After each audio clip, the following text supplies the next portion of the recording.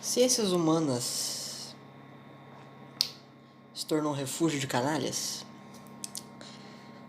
É um questionamento polêmico que eu gosto de fazer.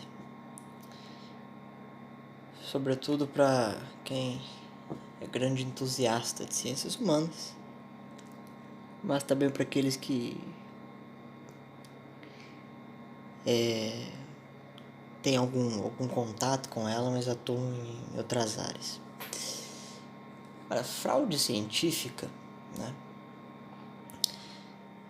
É um treco meio curioso porque acontece em todas as áreas.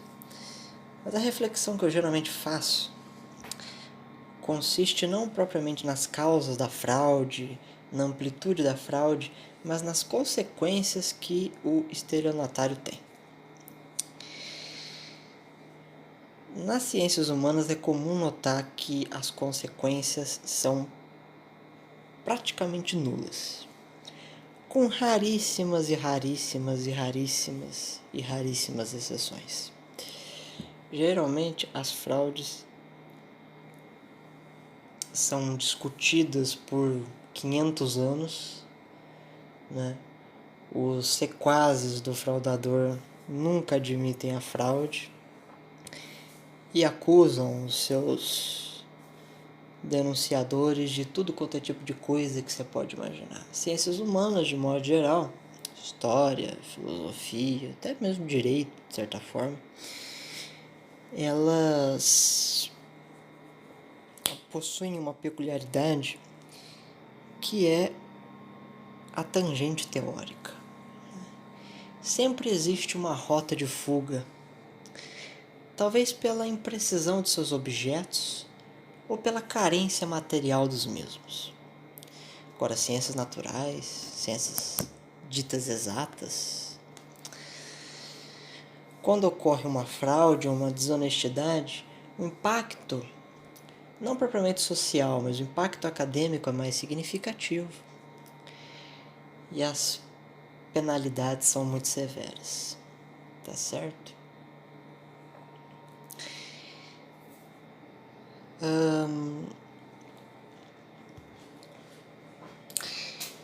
Um exemplo de honestidade, um exemplo de reação comum, né? Uma discussão comum entre os cientistas daquilo que não é ciência humana, pelo menos não no sentido mais comum, mais bonachão e desleixado do significado do termo, costumam ter uma abordagem muito diferente, não é mesmo?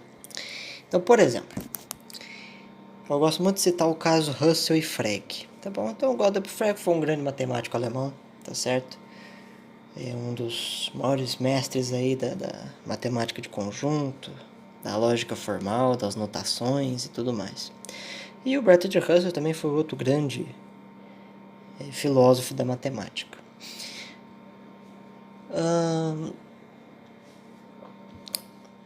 Quando o Frege lançou o Grand Gesetz der Arithmetik,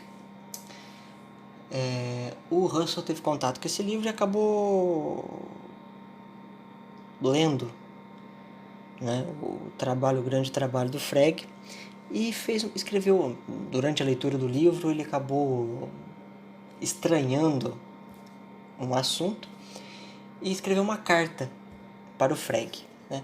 Eu vou ler essa carta para vocês, se acham facilmente traduzida aí na internet, tá? Então, Friedrich Haslemer, 16 de junho de 1902. Caro colega, tentei imitar a Conceição Tavares e fracassei miseravelmente. Há 1 ano e meio tomei conhecimento do seu Grundsatz der Arithmetik, mas apenas agora encontrei tempo para fazer um estudo mais rigoroso, como era minha intenção sobre o seu trabalho. Estou em completo acordo consigo no essencial, particularmente quando rejeita qualquer elemento psicológico na lógica e quando atribui grande valor a uma ideografia. para os fundamentos da matemática e da lógica formal, as quais, em boa verdade, dificilmente se podem distinguir. Relativamente a muitas questões particulares, há no seu trabalho discussões, distinções, definições que dificilmente se encontrarão no trabalho de outros lógicos, especialmente no que se diz respeito à função.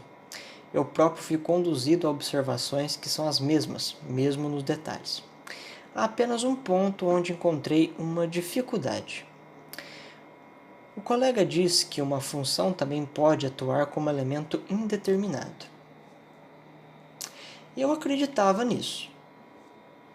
Mas agora, esta perspectiva parece-me duvidosa pela seguinte contradição. Seja ômega o predicado. Para ser predicado, não pode ser predicado de si próprio. Então, pode ômega ser predicado de si próprio? A cada resposta, o seu oposto segue-se. Portanto, podemos concluir que ômega não é um predicado.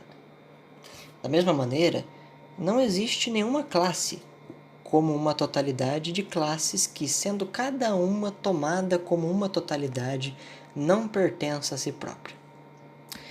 Disto concluo que, sob certas circunstâncias, uma coleção definível não forma uma totalidade. Estou a acabar um livro sobre os princípios da matemática, no qual gostaria de discutir o seu trabalho muito aprofundadamente. É o princípio da matemática.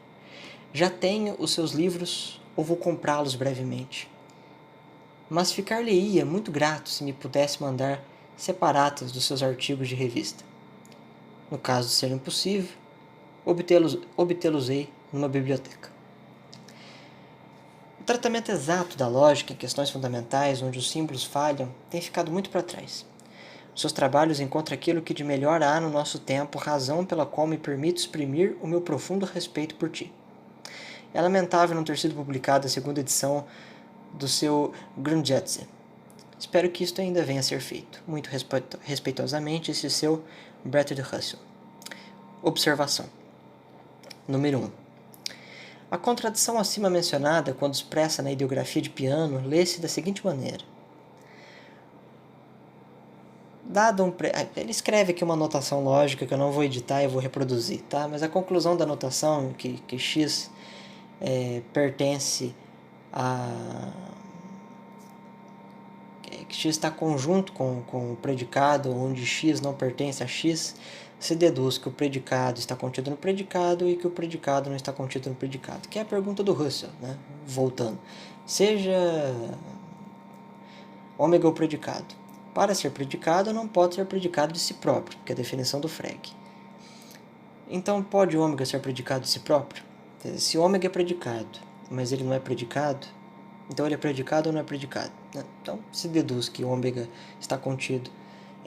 Se ômega pertence ao predicado e ômega não pertence ao predicado, a gente tem uma contradição lógica, né? Normal.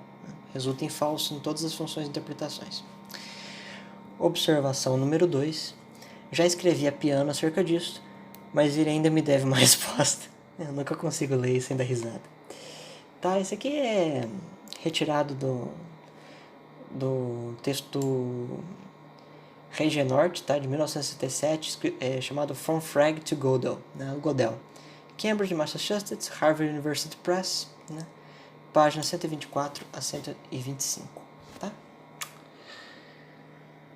Isso é um exemplo, né, de uma discussão feita no campo da matemática. Aí o que o Frege fez?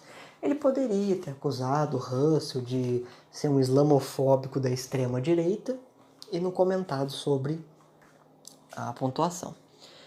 Ou ele poderia ser uma pessoa inteligente e dizer que ele estava errado. Um cientista. Não, realmente, eu errei nesse ponto. No caso das ciências humanas, a primeira hipótese é a mais corrente, a mais concreta. Então, não só dos nossos tempos, mas já tem um bom tempo. Existem exceções de danos e penalidades, de fato. Mas antes eu gostaria de comentar outras também. Quando o cara faz uma fraude científica, em outros motes de ciência, como eu já havia dito, o impacto é significativamente maior. E como eu também já havia dito, a reação é muito diferente.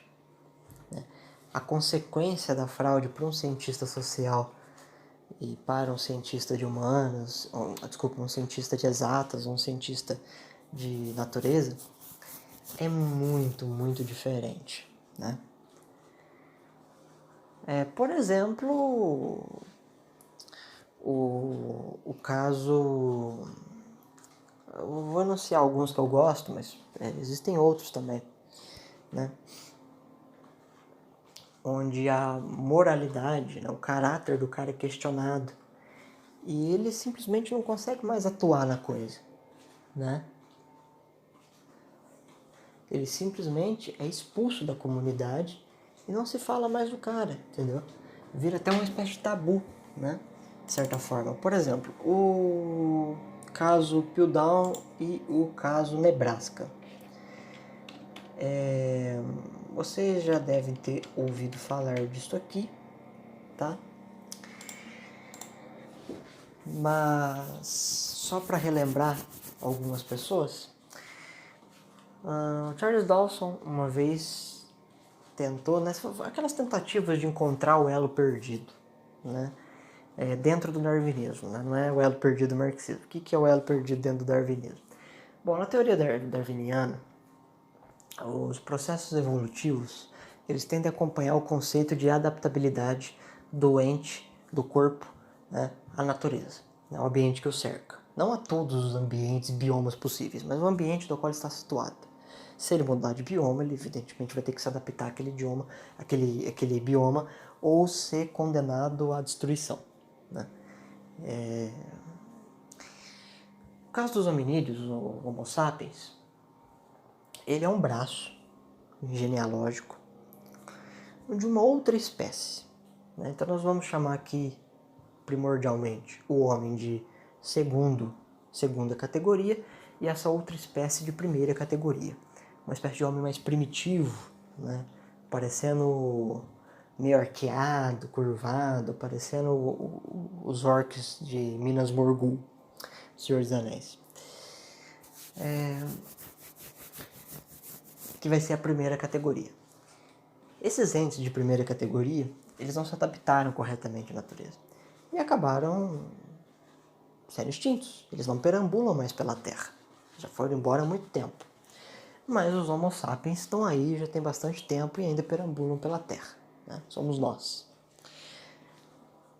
O nosso organismo, nossa genética se adaptou melhor às condições da vida terrestre. Então conseguimos, ao longo do tempo, perdurar, né? Ter relações sexuais e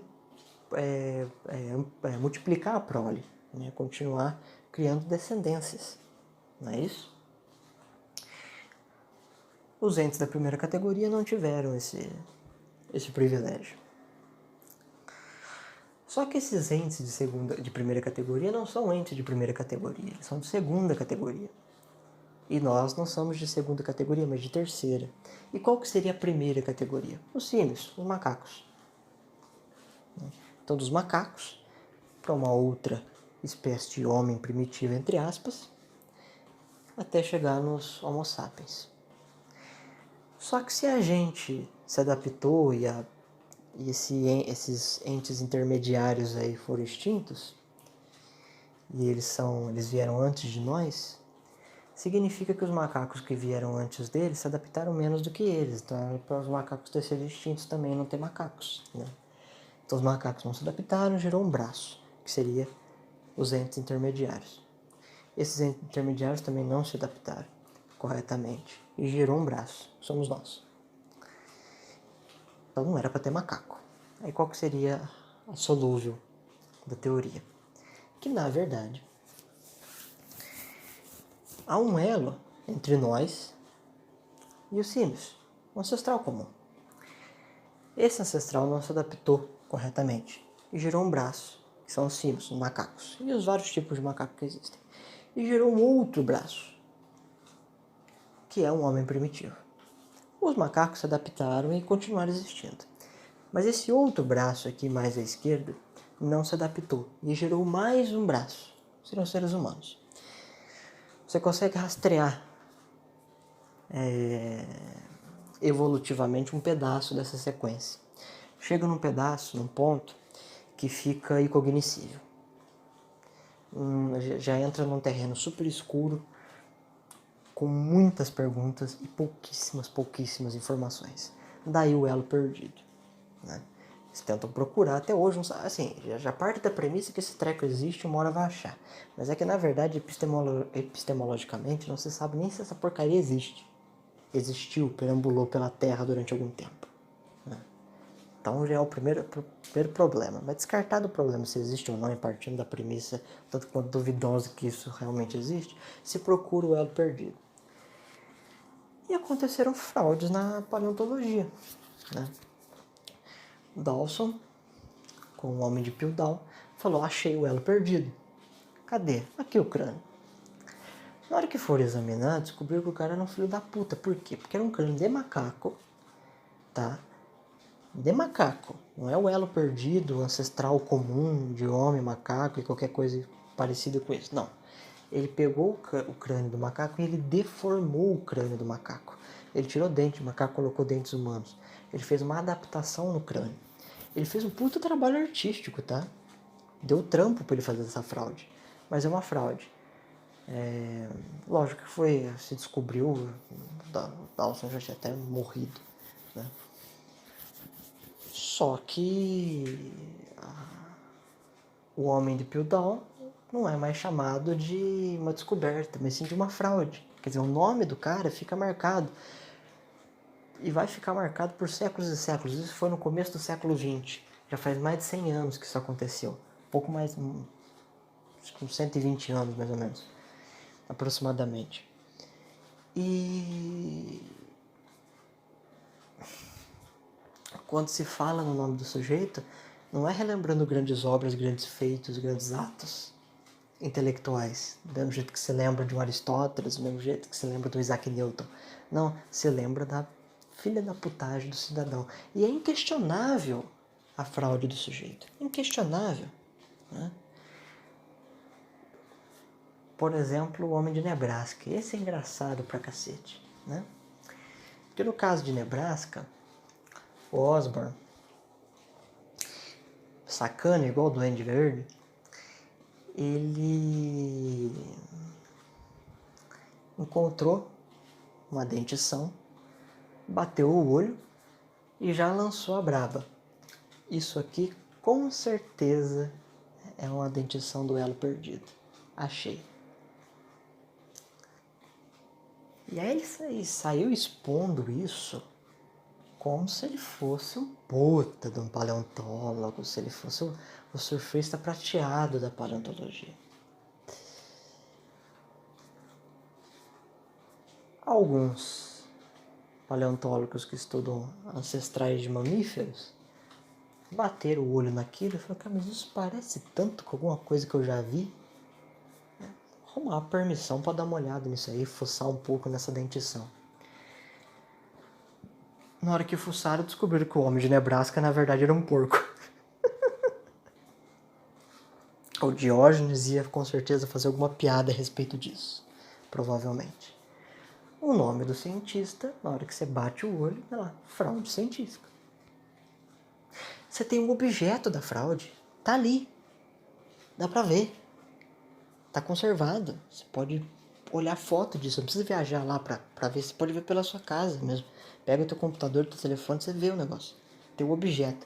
Nas ciências humanas, talvez por objeto ser impreciso, ou por objeto não ser vislumbrado, porque o que nós temos é basicamente papel escrito, o juiz tem os seus autos, ele não consegue retroagir no tempo para ver o que aconteceu, entrar na cena do crime e ver exatamente o que aconteceu para ele poder fazer um juízo.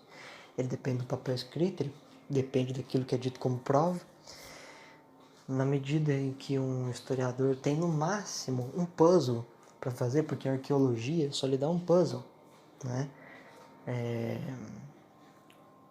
Ele fornece um Continuous Deep History, né, nas classificações de Clive Gamble e Michael Shanks, né, que são grandes arqueólogos aí dos nossos tempos. É pouco conhecido no Brasil, infelizmente, mas grandes intelectuais aí do assunto, né, contribuíram muito para a arqueologia dos povos nativos dos Estados Unidos da América. Quando você acha uma medalha bizantina, alguma coisa do gênero, é muito difícil você decodificar uma sociedade inteira em cima de um artefato, em cima de uma cerâmica, de um quadro, uma escultura, o que quer que seja. Você tem um apontamento cultural. Mas na medida que você encontra outras coisas, você tem que voltar tudo a estaca zero e rearranjar os puzzles.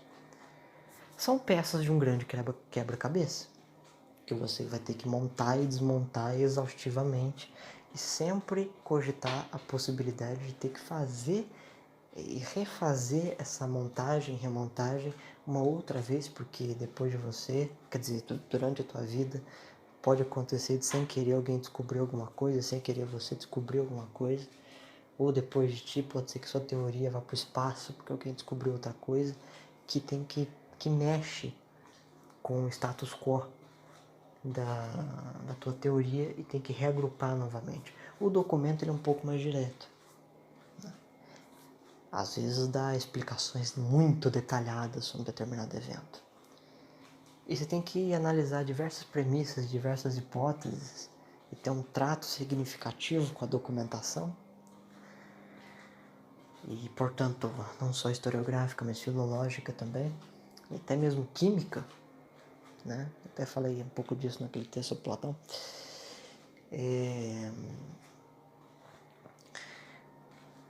Para tentar, se realmente há uma confiabilidade razoável, né, suficiente para o uso daquela documentação, tentar decodificar uma sociedade, ressignificar uma sociedade, formar uma perspectiva coletiva sobre o passado daquela sociedade através da documentação. Não dá para voltar no tempo e ver qual é a cor do cavalo branco de Napoleão. Você vai ter que reagrupar a coisa e muitas vezes fica puramente especulativo. Porém, é afirmado como uma categoria. A segurança que um pós-estruturalista, que um neomarxista afirma as suas teses e as teses de seus mestres clássicos é a mesma segurança em que se afirma, por exemplo, um lógico ao comentar os axiomas de Zermelo Franklin. É impressionante. E não tem dano. Não tem, salvo algumas exceções, eu lembro de algumas. Você pega, por exemplo, aquele livro maravilhoso do Lucien Febvre, O Problema da Incredulidade no Século XVI. O capítulo... Você pode pular algumas partes. Pega o livro e vai no capítulo Rabelais, ateísta. O capítulo é uma pergunta. Ele pega lá a história do Rabelais, né, que foi acusado muitas vezes de ateísmo, de ser um precursor do movimento ateísta, num período onde a explicação para qualquer coisa era Deus. Tá? Até os ditos empiristas e racionalistas de um prenúncio de um futuro século de luzes, naquele tempo ainda tinham crenças muito tradicionais sobre Deus. Antes até mesmo do panpsiquismo filosófico ocidental, antes mesmo de Spinoza, Leibniz, algo parecido com isso.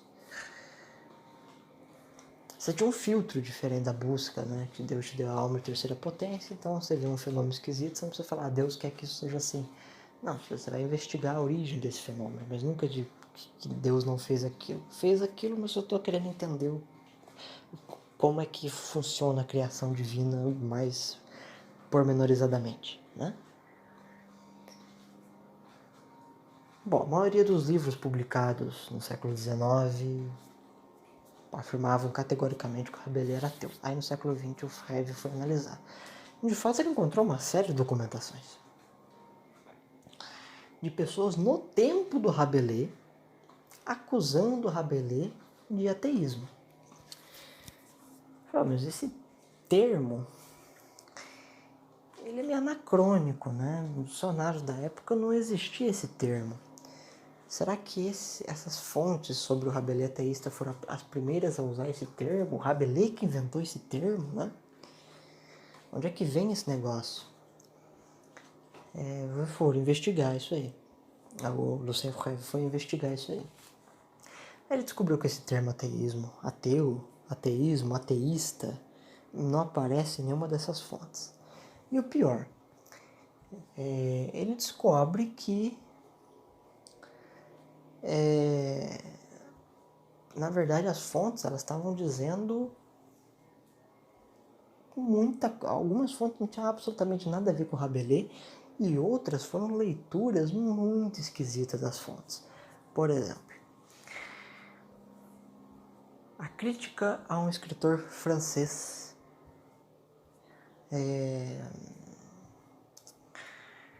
entrando em rota de colisão com o pensamento da igreja.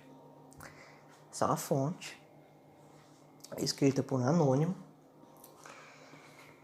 e que acusaria hipoteticamente Rabelais de um certo ateísmo. Bom, a fonte inicialmente ela não fala sobre ateísmo e ela não acusa ninguém de ateísmo, né? Ela acusa um escritor francês de ser debochado, irônico, sarcástico e muito crítico a personalidades da Igreja Católica.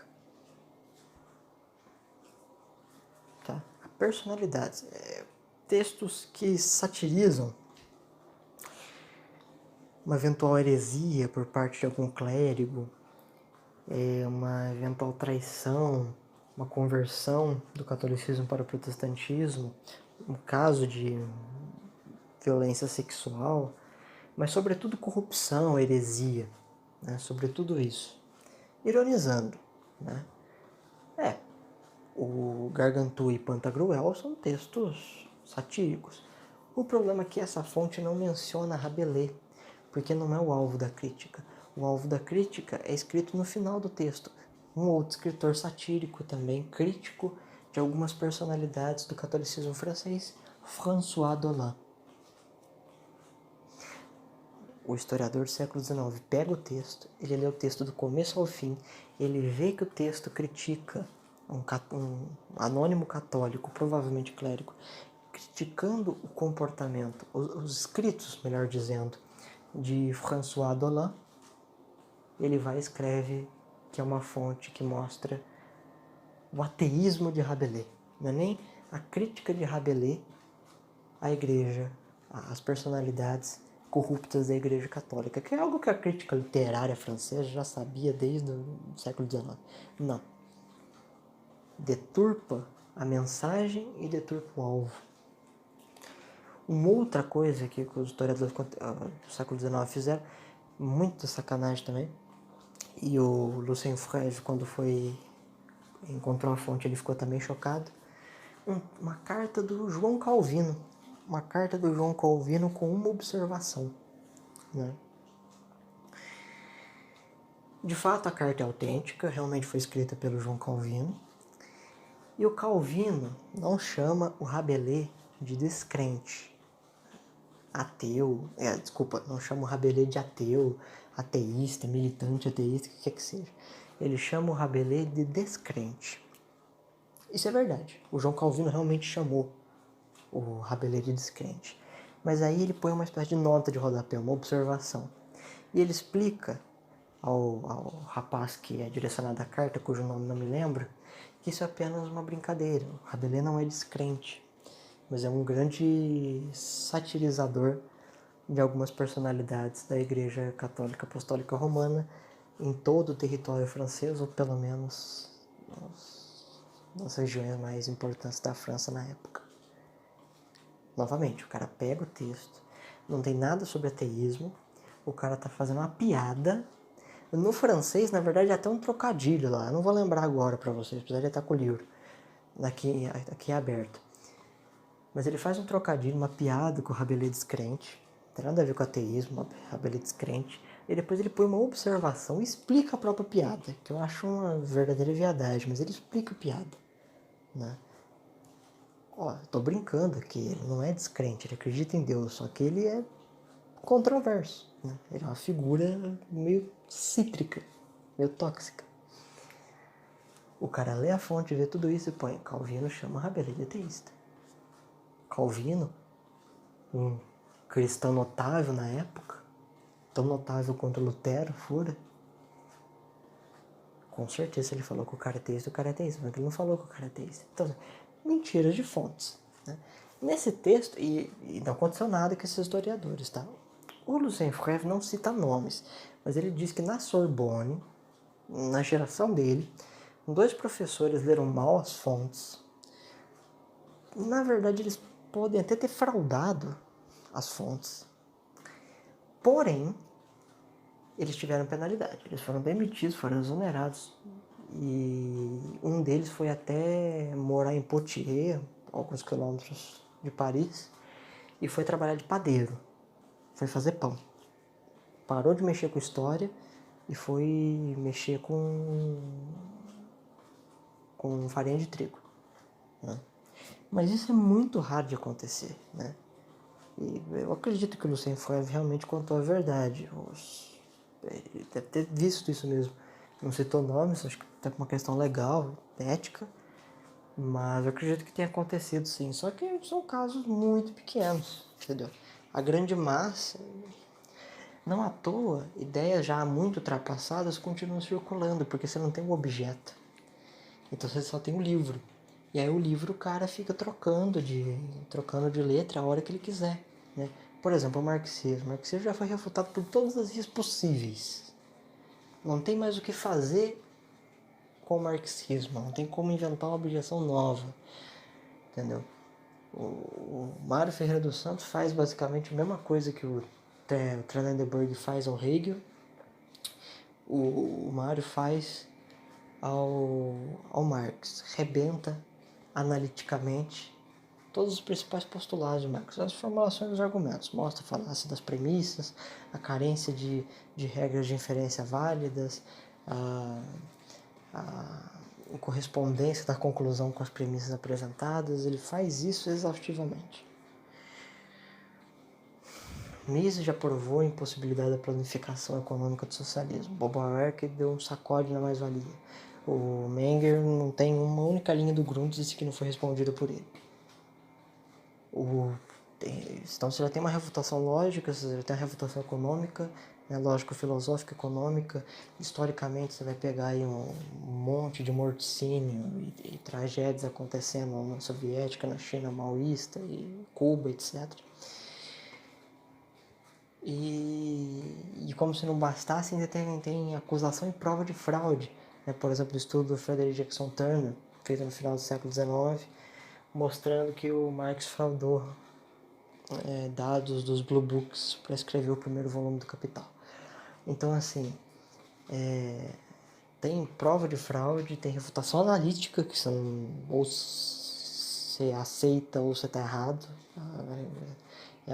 As únicas alternativas que você tem. E tem sacodes em análise de conceituação e cálculo econômico. Você quer mais o quê?